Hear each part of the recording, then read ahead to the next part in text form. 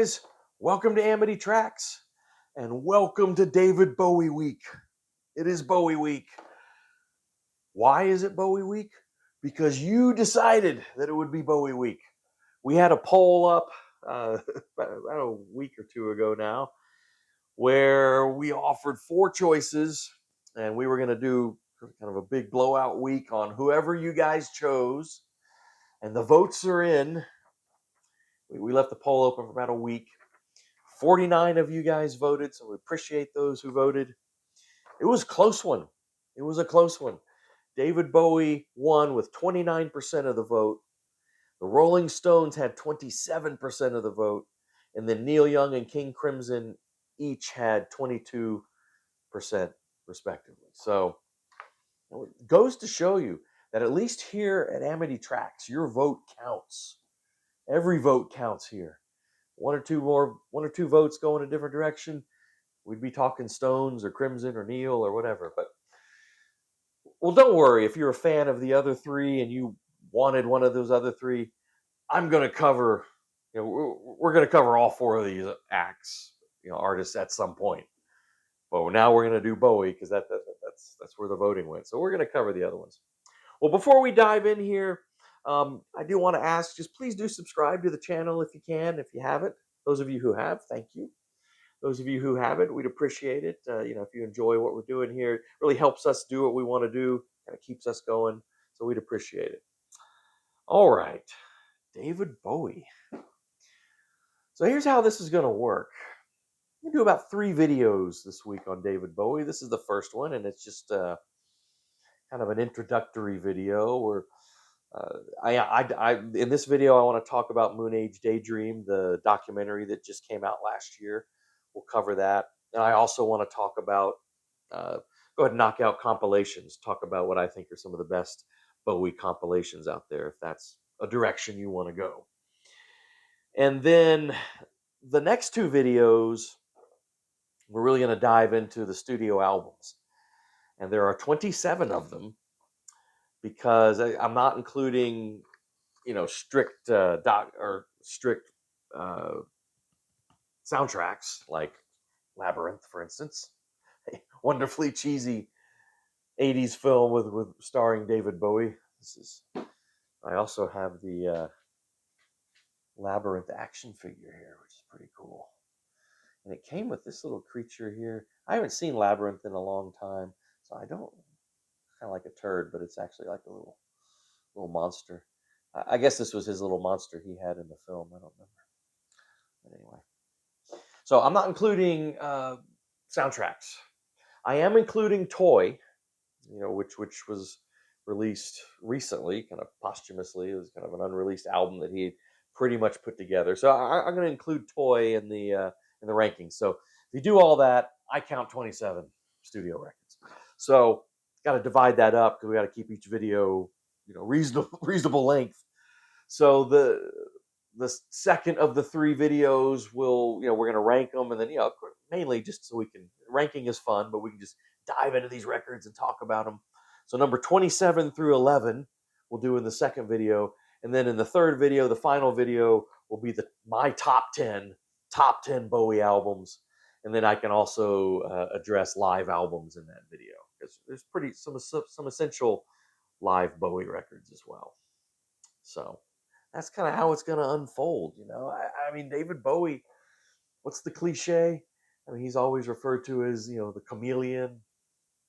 It is a cliche, but sometimes cliches are there for a reason, right? And I mean, it's an apt description. I mean, Bowie really did, I think, jump genre to genre. There's some people that kind of found him a bit distant and, I don't know if I say cold, but I never found that. I've always found a lot of his stuff actually pretty honest and warm in some ways. Honest for at the time he was doing it. Maybe wouldn't be where he's at 5 years later or something. But I don't know. That's kind of interesting. I've got a couple good friends who aren't that into Bowie, and that's kind of been their complaint. But yeah, really, yeah, and in sometimes sort of leading the way in some of these genres and really transforming them. And, sometimes he was kind of following trends. That's fair. I think the '90s, some of the '80s, but even some of that stuff I think is really great. Actually, you'll see in the rankings. Well, let's talk about this. We'll talk about Moon Age Daydream, the Bowie documentary that came out last year, 2022.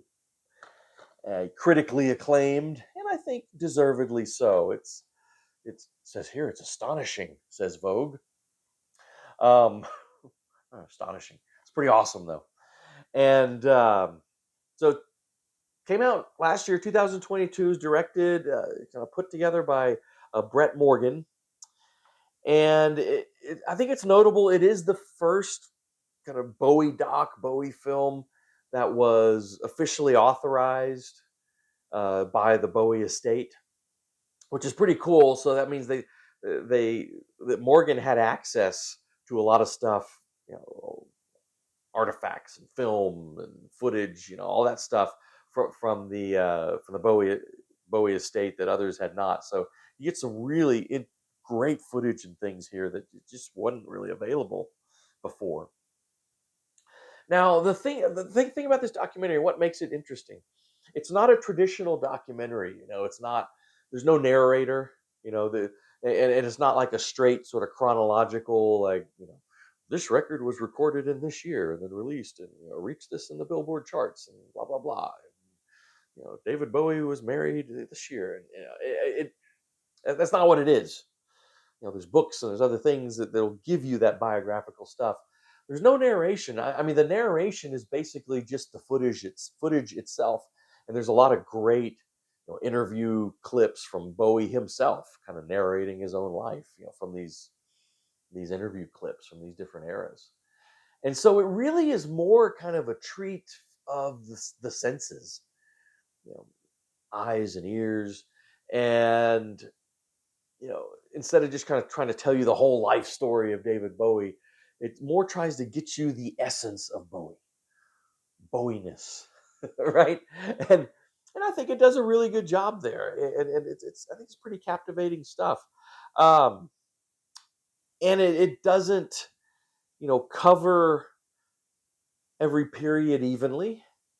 I think rightfully so. There's a lot of it kind of is in the Ziggy Stardust era, and then there's a pretty decent chunk in the kind of starting with Station to Station era, and then going into the Berlin era.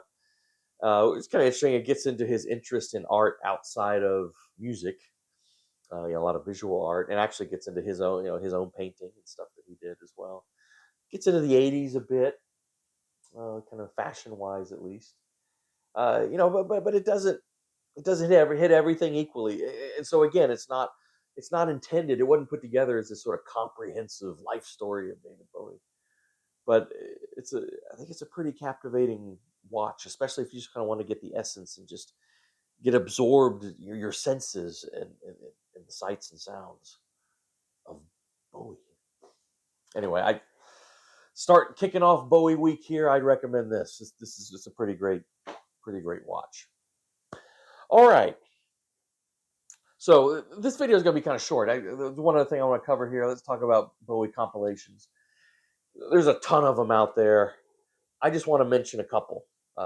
There's two that I would recommend as probably the best ones that I know of out there. There's a third I want to start with just because it kind of has special meaning to me. That's this one, which is Fame and Fashion, David Bowie's all-time greatest hits. It's a single album. It was put together in 1984, so when this came out. I think I bought it in '84. And so it comes out in the wake of the huge success of Let's Dance, the Let's Dance album, right? Which was my entry point into Bowie. I was kind of that age. Those great hit singles off of Let's Dance. I probably saw the videos on MTV or something. And so that was my first Bowie record was Let's Dance. And this was put out in the wake of that. You got to cash in, but also I think for people like me who got on board at the Let's Dance period. And it was sort of like, hey, here's sort of a sampler of other David Bowie stuff. And like I said, it's a single record. It's missing a ton of stuff. But it's got Space Oddity and Changes and Starman and Young Americans, and Heroes, Ashes to Ashes, and Golden Years, so, a couple others. So it served the purpose for me of just sort of whetting my appetite and showing me that there was a lot more Bowie out there to explore. So I, this is more just hats off and props to this, for me personally. But there are two, and these are both, as far as I know, just available on CD. But there are two out there that, if you want to go the compilation route, I think these two are probably the best. So I'll show you my second favorite one first, and then I'll show you what I think is my favorite Bowie comp. So this is Best of Bowie, double disc, pretty generous. There's 19 tracks on each disc. I was told there would be no math. 38. I think that's 38 songs. So 38 tracks on here, pretty generous. Now this came out in 2002, so it really doesn't have the 21st century stuff, but it goes all the way up through the end of the 90s and into the very beginning of the 2000s. And there's one egregious omission. If you're just putting together a greatest hits, or it says best of Bowie, but a comp, you at least want kind of have the biggest songs on there. There's one of his hits that is just inexplicably left off of this. Starman is not on there. I don't know why. So that's just sort of an egregious omission. If you want to have all the hits on there. Now I'm a big fan of Loving the Alien too, and that is left off of here. One of his kind of minor hits, but or singles. But I love that song always. That's a little understandable if they leave that off. But Starman. But anyway, 38 tracks. It is a great intro if you want to go in that route. My favorite Bowie compilation I also have on CD, which I can't find. Or at least I can't find the cover art. I have it in like one of my CD booklets, but so editor can show you the cover art up here. But it was put out in 1993. It's called the Singles Collection, another double disc. So if it's put out in 93, of course it doesn't cover the 90s on, but from the beginning up to the end of the 80s, maybe the beginning of the 90s, I think it does a fantastic job. It really does. It does have Starman and Loving the Alien on there. It also does us the favor of pulling out some pretty good soundtrack work from the 80s, maybe kind of these various songs that are scattered on soundtracks, like This Is Not America, right, from the Falcon and the Snowman soundtrack, I believe. Absolute Beginners. So some good soundtrack stuff too from the 80s. Oh, the original version of Cat People from that film. Although I really like both versions. I really like the version of that song on Let's Dance too. But so anyway, the singles collection I think is the best one. Best of Bowie has an advantage of coming out about a decade later, so it does sort of cover some of the 90s stuff too. Those would be my recommendations. Like I said, I've never seen those on vinyl. Maybe they are out, but got them on CD. Well, all right. So just kind of get our feet wet here into David Bowie week. So next time we'll start in with the rankings, number 27 to 11, where we can just sort of dive in and really just talk about these records. That's what's fun about it. And then the next episode after that will be the top 10, and then I can cover live albums too. Well, all right, guys. Thanks for watching, and we'll see you soon with the second video of David Bowie Week on Amity Tracks.